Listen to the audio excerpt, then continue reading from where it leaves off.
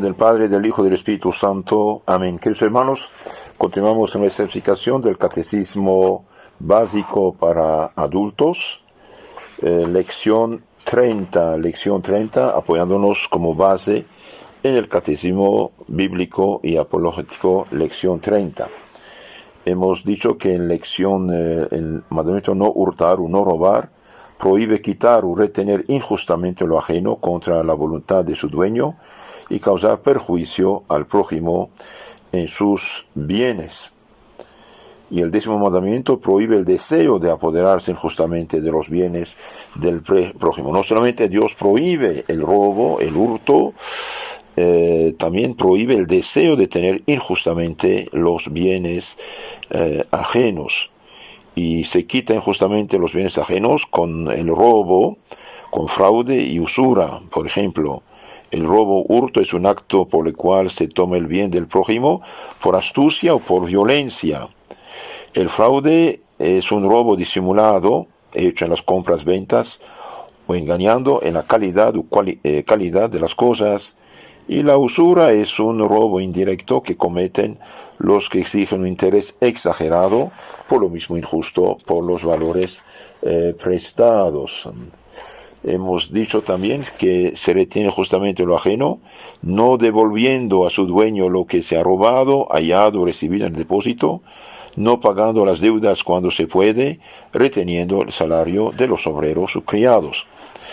Se causa perjuicio al prójimo en sus bienes, destruyendo o malgastando lo que le pertenece, intentándole algún proceso injusto, aconsejando que se le haga daño, o no impidiendo cuando se está obligado a ello, no cumpliendo las obligaciones que resultan de alguna sucesión o herencia. ¿Y qué está obligado? ¿A qué está obligado el que ha tomado o retenido injustamente lo ajeno? Bien, el que ha retenido injustamente lo ajeno está obligado a confesar el pecado cometido, a restituir lo que retiene justamente o reparar el daño causado al prójimo. También están obligados a restitución o reparación todos los que han contribuido al daño. Ahora vamos a profundizar un poco este tema. Es muy, muy importante porque sin restitución no hay salvación. El 7º mandamiento, dijimos, no hurtar, tiene por fin proteger el derecho de propiedad y los bienes externos necesarios, útiles para conservar la vida. Por eso prohíbe causar daño al prójimo en sus cosas, es decir, en sus bienes materiales contra su voluntad. No hurtarás nos prohíbe causar daño al prójimo en sus bienes, dijimos, bien. Por bienes se entiende cualquier bien material, bienes inmuebles, casa, terrenos o muebles, dinero, vestidos, animales, instrumentos de trabajo, etc. Se puede causar daño al prójimo en sus bienes directamente, con robo, fraude, usura, desperfectos o indirectamente, cooperando con otros a causar el daño. El Catecismo enumera los medios principales con que se puede dañar al prójimo en sus bienes. Primero los directos y luego los indirectos.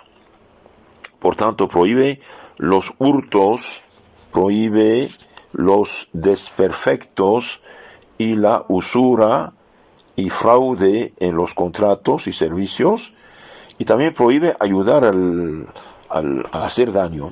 Vamos a meditar sobre esto, es muy interesante y puede ayudarnos a evitar esas injusticias que pueden llevarnos al infierno.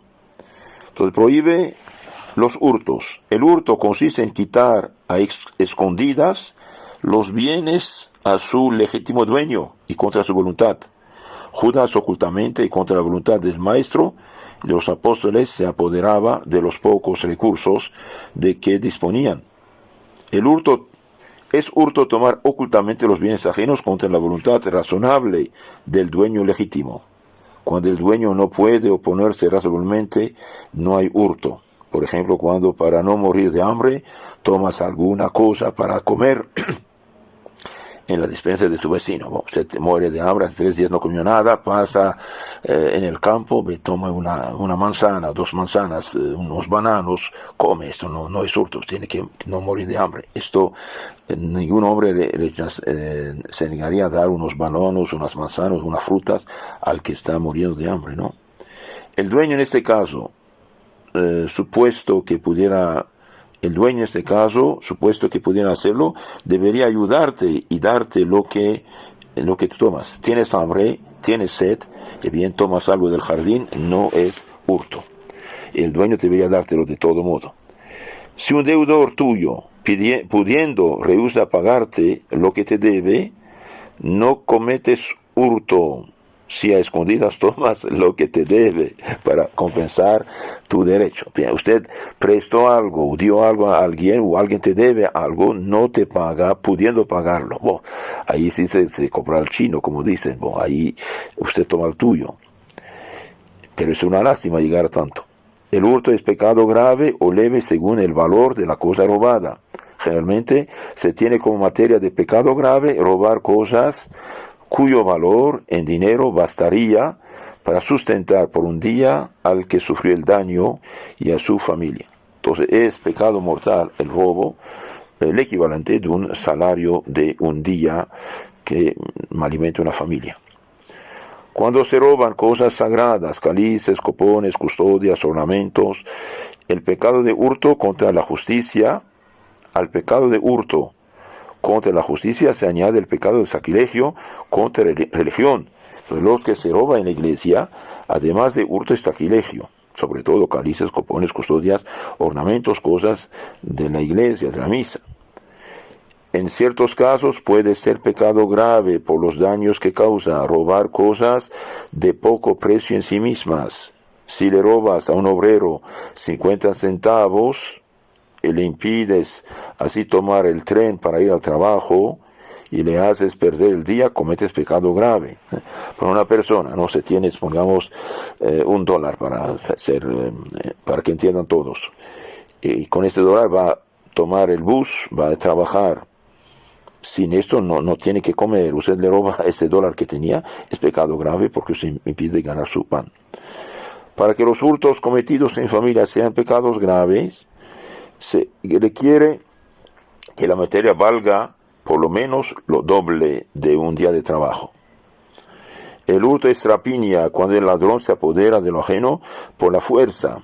Comete rapiña el ladrón que espera al caminante en un lugar solitario, lo asalta y le obliga por la fuerza a que le entregue el dinero. La rapiña es pecado más grave que el hurto, porque además de la justicia, ofende también la caridad de un modo más grave. Entonces todos los asaltos con violencia son pecados graves contra la justicia y contra la caridad. También este mandamiento, no robarás, prohíbe los desperfectos. Peca contra el 7º mandamiento el que por venganza, por ignorancia culpable, por broma, por capricho, etc., descompone las cosas ajenas sin sacar para sí ningún provecho. Por ejemplo, ponchar la llanta del vecino. De este modo pecan los obreros, los empleados, los abogados, los médicos, los notarios, etcétera, que descuidan los intereses de sus patrones o de sus clientes. Por ejemplo, por culpa de un abogado flojo que no hizo su trabajo, uno pierde un proceso, no llega a tener sus documentos, todo eso es pecado. Un médico que por ignorante o por descuidado no ayuda al paciente, también peca, etcétera. Todos aquellos que dañan por malicia o por descuido culpable las cosas o los instrumentos de trabajo de sus patrones pecan. Los porteros que se descuidan en vigilar pecan. Por ejemplo, porque se emborrachó el portero, los ladrones entran, peca. Los aduaneros, los inspectores que favorecen o pudiendo no impiden evasiones del fisco, pecan por corrupción o por descuido. Los arrendatarios o medieros que perjudican la propiedad donde trabajan, los que despilfarran las cosas, el dinero de las administraciones públicas pecan. Entonces los que despilfarran los bienes, el dinero de la administración pública pecan. Por ejemplo, en lugar de comprar medicina para el hospital, bien, la persona encargada lo gasta para sí, peca gravemente. Otro pecado de no robarás es la usura. La usura consiste en exigir un interés exagerado por dinero o cosas prestadas a otro. Se puede pedir lícitamente alguna compensación o interés por dinero prestado, pero para compensar lo que se deja de ganar y que podría ganarse empleando el dinero en otra cosa. Y también por el peligro a que se expone el dinero prestado. Entonces, sí se puede dar algo de interés, pero no exagerar. La ley y la costumbre aceptada establecen un tanto por ciento que oscila del 3 al 6 o hasta el 10% anualmente. Y ahora piden hasta 20% por mes. Es gravísimo, eso por semana. Es grave esto. El que sobrepasa este límite máximo exige el 15, el 20 y más por ciento, se hace culpable de pecado de usura y daña injustamente al prójimo. Por ejemplo, usted necesita $100 para medicina de su esposo o esposa o padre o hijos. Bien, no lo tienes. ¿Y de dónde va a sacar $120 al mes? Siguiente, ¿de dónde? Si toma el 20%, ¿no? Un pecado semejante a la usura cometen los comerciantes que, aprovechándose de la necesidad del prójimo y de la falta de algunos artículos, elevan los precios de modo exagerado para sacar ganancias desproporcionadas. Existen organizaciones nacionales o internacionales poderosísimas, trust, carteles, mercado negro, monopolios privados, que aumentan y disminuyen los precios a su antojo. Nadie puede resistir porque todos los artículos de una clase determinada están en manos de estos emperadores del comercio. Dios ha lanzado su maldición contra todos los acaparadores. El que acapara el trigo para hacerlo más escaso en el mercado y venderlo más caro, le maldice el pueblo sobre la cabeza del cual lo vende, caen bendiciones. Entonces, el que acapara el trigo para hacerlo escaso, después venderlo más caro, le maldice el pueblo. En Proverbios 11:26, todos recordamos los tristes tiempos de la bolsa negra, o la caída de la bolsa, como dicen. Esto es un fraude colosal, ¿no? No es normal que una persona que trabajó toda su vida, en unos días ya su dinero no vale nada. No es normal. No, alguien roba, alguien está estafando, ¿no? También prohíbe los fraudes en los contratos, en los servicios. El fraude consiste en engañar a otros con enredos para provecho propio. Pecan por fraude todos los que engañan en las pesas y medidas, los que fabrican o expiden culpablemente monedas falsas, los que pagan las mercancías en menos de lo que valen y los venden en precio superior a su valor. En la compra-venta de las mercancías hay un precio máximo y un precio mínimo. Comprar pagando menos del precio mínimo y vender sobre el precio máximo es un pecado de fraude. Cometen fraude también los que ocultan los defectos sustanciales o graves de la mercancía, los joyeros que venden perlas falsas, los que falsifican los documentos, testamentos, letras de cambio, cheque de banco, y los que compran a los testigos en un juicio. Todo eso son pecados. Hay también los fraudes en los servicios, como los de los jornaleros, criados, empleados, que se aprovechan de la confianza del patrón para descuidar el trabajo, la vigilancia sobre las cosas que las han sido confiadas, recibiendo un pago que no han ganado.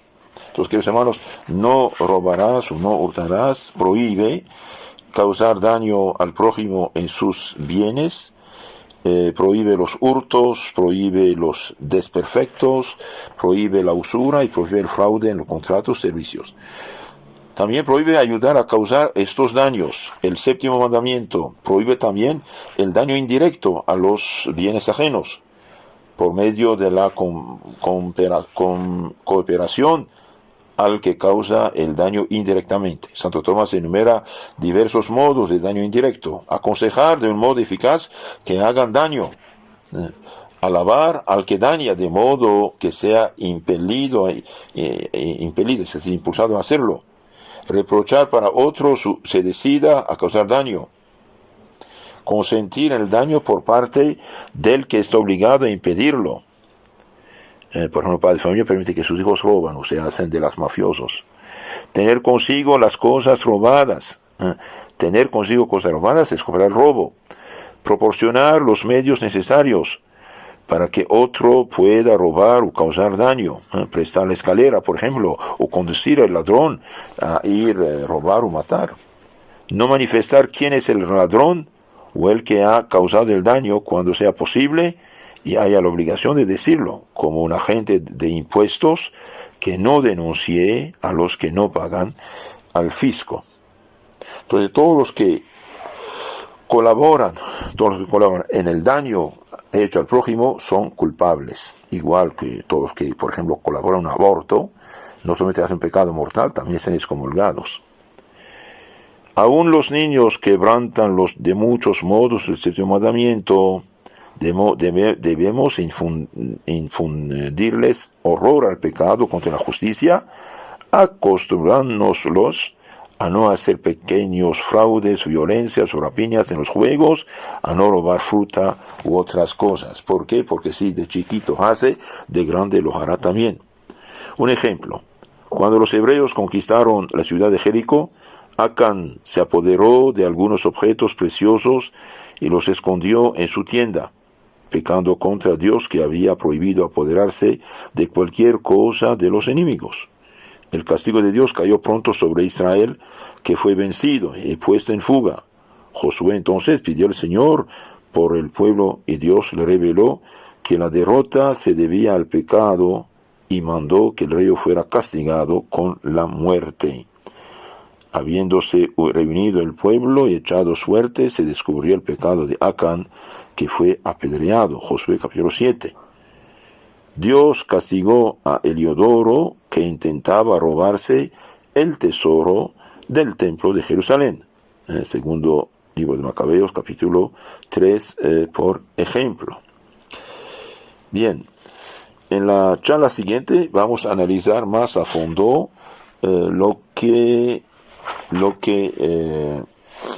manda el séptimo mandamiento. Hemos visto lo que prohíbe, ahora vamos a ver lo que manda. Queridos hermanos, si quieren conocer mejor su fe católica, suscríbanse por favor a nuestros canales en Telegram y YouTube, Catecismo Católico Tradicional, donde tenemos todo explicado. Que Dios los bendiga, la Virgen los cuide. Amén.